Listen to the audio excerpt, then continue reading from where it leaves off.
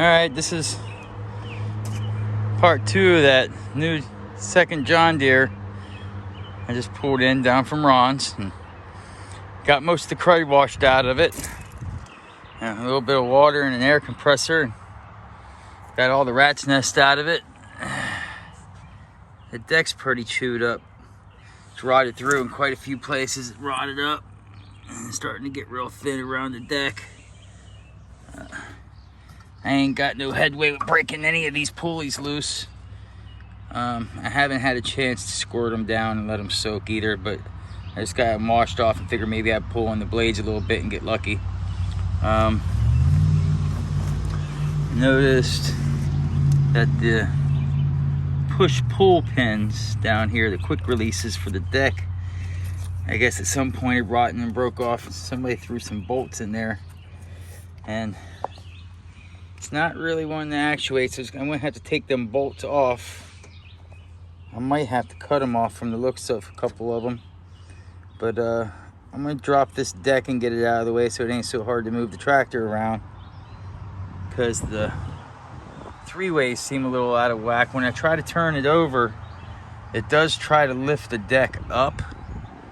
But that actuator isn't really doing much as far as letting the deck go. This one's not actuating nothing at all. I haven't really looked in there to see what's going on with that, but I figure it's best for now. We'll just go ahead and get this deck off of here. They're pinned up there pretty good. This side, most of the floorboards on both sides are pretty good and shot. And the deck on this side's just as rough, pretty much. Expansion spring broke.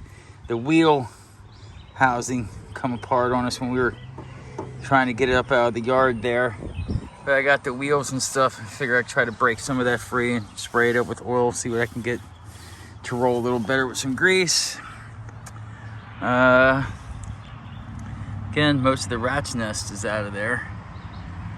I pulled the plugs on this because I figured before I fool with it too much, I'm going to stop real quick and we're going to do a compression check and see what, if anything, we have here. I was getting 120 pounds out of mine. I'm backfiring, so I think mine needs a top end. Jugs where he worked. Let's see what we got here real quick. I'm going to jump this. I got my battery in it. I switched batteries to see if I can get her spinning.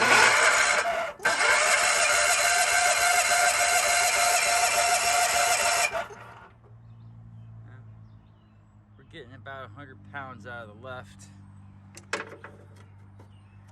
Let's stop and take a look and see what we get on the right. Okay, and this is on. This is going to be on the right bank. Stretch it over here so I can get in there and jump the solenoid. I don't know what Ron had going on with the key. This looks like a standard tractor key that's on here. Maybe like off of a Ford or something, but it's not the regular one that John Deere used to use. So none of my keys will work on it, so I'm having to jump the solenoid for the time being. Let's see what this one does.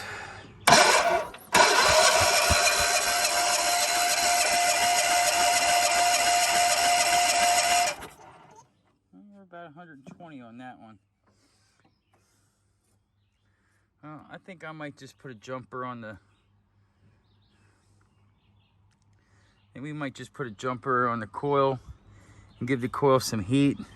I don't hear the fuel pump when I jump this, but then again, I'm going to try to jump inside there on the main housing and run some power over to the other side of things and see if I can't get that fuel pump to work. I'm going to take this cowling back off and check the gas tank, maybe wash it out, make sure there's no dirt in there. I've seen Ron had a fuel filter taped to the top of this old oil bath there, so he must have been inclined to change the fuel filter in it. So I might go ahead and get that done and wash out the tank and see if I can't get his fuel pump to tinkering. We'll check out the ignition coil and pecker with a couple things and see if we can't make this thing fire up and see what she sounds like.